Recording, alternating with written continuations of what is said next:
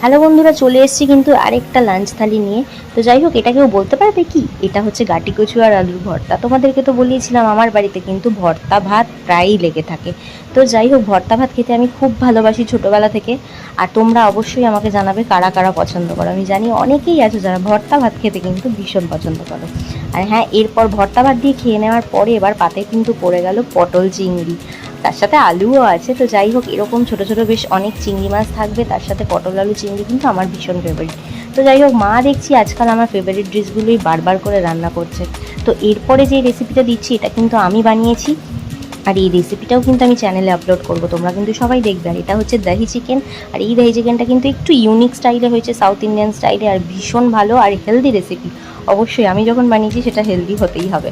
তো তোমরা অবশ্যই কিন্তু রেসিপিটা দেখবে, আর খেতে কিন্তু অসাধারণ হয়েছিল, ভীষণ ভালো লাগছিল। সবসময় এই তেল মশলার বাইরেও যে রান্না হয় আর সুন্দর